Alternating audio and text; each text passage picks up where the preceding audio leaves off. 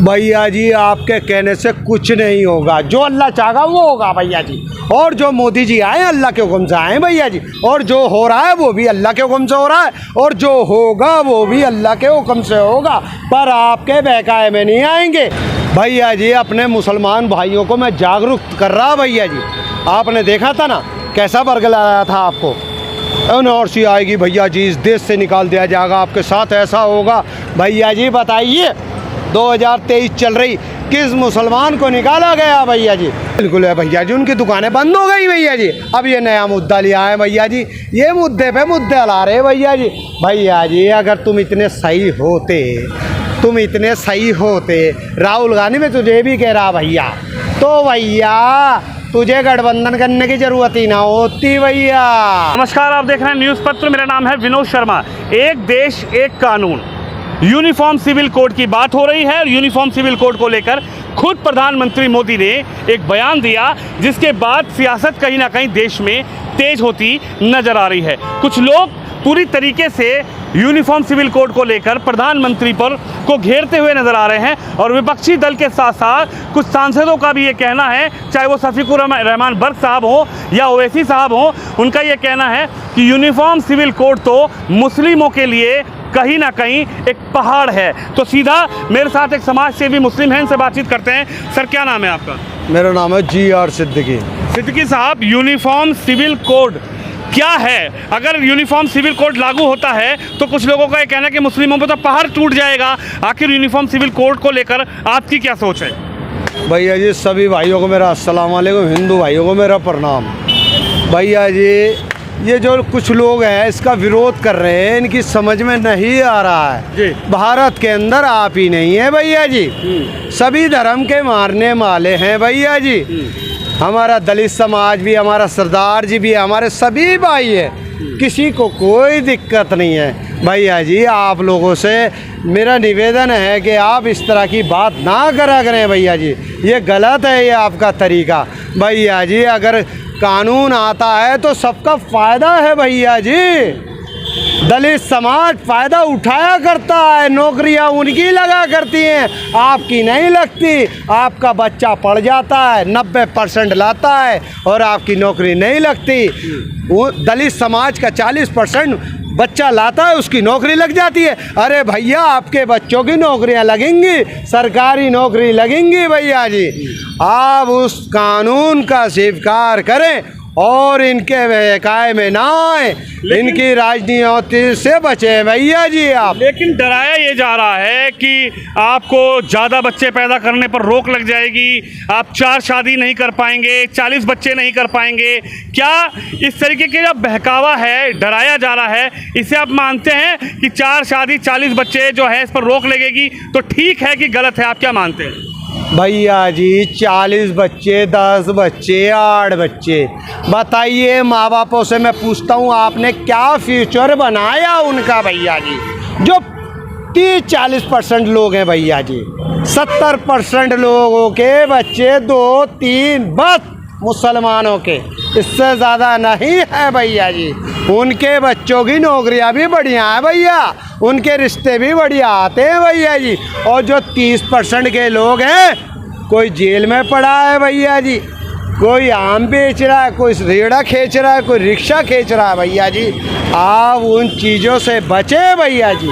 और ये कुछ लोग बहकाने का काम करते हैं, आपने जानने की कोशिश करिए कि इनके बच्चे कितने हैं, इनके बच्चे कहाँ पढ़ते हैं। इनके 2 बच्चे हैं भाई, असदुद्दीन ओवैसी के 2 बच्चे हैं भैया जी। भाई साहब क्या कहेंगे? शफीकुर रहमान बर्क साहब का ये कहना है कि मुसलमान इस कानून को नहीं मानेगा, मुस्लिम इस कानून को लागू नहीं होने देगा। मोदी जी को और उलेमाओं से, मौलवियों से, मुस्लिम के रहनुमाओं से बात करनी चाहिए, जो इस्लाम के जानकार हैं, इस्लाम के जानकार से बात करनी चाहिए। ये मजहब का मतलब मैटर है, शरीयत से हम लोग चलेंगे, कानून और से शरीयत, देश कानून से चलेगा कि शरीयत से चलेगा? आप क्या मानते हैं? भैया जी आपके कहने से कुछ नहीं होगा, जो अल्लाह चाहेगा वो होगा भैया जी।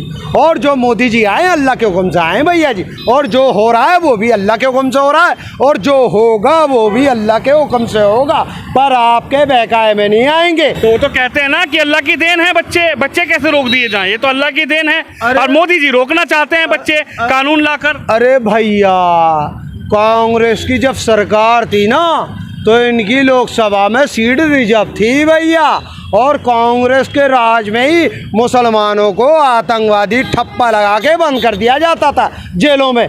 जब से हमारे मोदी जी आए हैं भैया सबको बाइज्जत बरी हो रहे हैं भैया।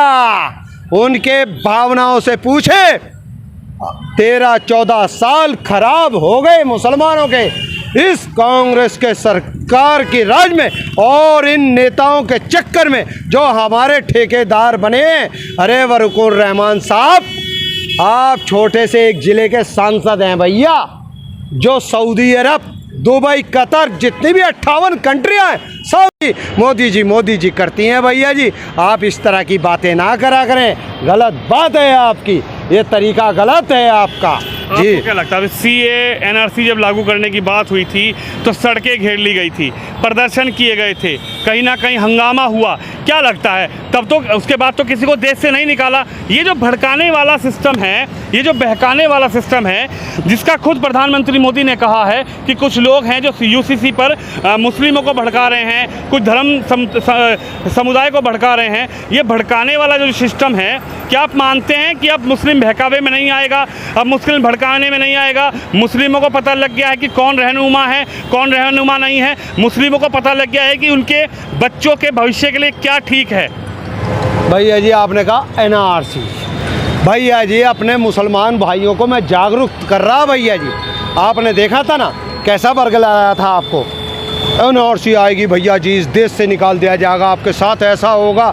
भैया जी बताइए 2023 चल रही, किस मुसलमान को निकाला गया भैया जी? कोई मुसलमान नहीं निकला भैया जी। आप देश के वफादार बने, इनके बहकायों में मत आओ भैया जी। कौन तुम्हें अब बिरयानी खिला रहा है? जैसे शाहीन बाग में दिखा रहे थे ना, जाफराबाद में दिखा रहे थे ना भाईचारा, उसके बाद किसी ने दिखाया, किसी ने आपके बच्चों की पूछ ली? किसी ने नहीं ली भैया जी, किसी ने नहीं ली भैया जी। ये हाँ भैया जी, मुसलमान इस देश का वफादार है और रहेगा। आप क्या मानते हैं 3 तलाक को लेकर भी जब कानून बनाने की बात चली तो कुछ लोगों ने विरोध किया कि 3 तलाक ये, 3 तलाक वो, शरीयत से छेड़खानी की जा रही है, मजहब से छेड़खानी की जा रही है, 3 तलाक तो लिखा हुआ है लेकिन ये कानून गलत बनाया जा रहा है। लेकिन उसके बाद आप मानते हैं कि मुस्लिम बहनों को राहत मिली 3 तलाक के कानून के बाद? आप मानते हैं कि बहनों को जो उनको प्रताड़ित किया जाता 3 तलाक देने के बाद, आप मानते हैं कि उससे राहत मिली? आप एक मुस्लिम युवा हैं, आप कैसे देखते हैं जब 3 तलाक के कानून को लागू किया गया? भैया जी मैं उन्हीं लोगों से ये कहना चाहता हूँ जो इस तरह की बातें करते हैं। भैया जी जब 3 तलाक मुद्दा आया तो हमारी बहनों ने सबने समर्थन किया अपने भाई का, जिनका नाम है श्री नरेंद्र मोदी जी, के उनकी आवाज़ कोई उठाने वाला हुआ। भैया जी वो मुसलमान हैं, हिंदू नहीं है, वो औरतें हैं, वो हमारी बहनें हिंदू नहीं है, वो मुसलमान हैं। उन्होंने बढ़ चढ़ कर हिस्सा लिया क्योंकि उनको महसूस हुआ कोई हमारी दुख पीड़ा जानने वाला आज आया है। भैया जी तुमने कुछ नहीं किया, तुम कौम को भटकाने की बातें करते हैं भैया जी, अपनी दुकानें चलाते हैं भैया जी, अपने बच्चे विदेश पढ़ाते हो भैया जी। जी भाई साहब क्या लगता है 3 तलाक के बाद राहत मिली, 3 तलाक होता था, फिर क्या लगता है कि कुछ लोग जो बहकाने का काम करते थे उनकी दुकानों पे ताला लगने का काम किया गया 3 तलाक के कानून के बाद? बिल्कुल है भैया जी, उनकी दुकानें बंद हो गई भैया जी। अब ये नया मुद्दा लिया है भैया जी, ये मुद्दे पे मुद्दे ला रहे भैया जी। भैया जी अगर तुम इतने सही होते, राहुल गांधी में तुझे भी कह रहा भैया, तो भैया तुझे गठबंधन करने की ज़रूरत ही ना होती भैया। तुझे भी लग रहा है कि मुसलमान अब मेरी तरफ नहीं है भैया जी, मुसलमानों की सपोर्ट करते हैं मोदी जी। मस्जिद बना दीजिए मोदी जी, मेरा आपसे निवेदन है। ये बाहर तक मैसेज जाएगा भैया जी।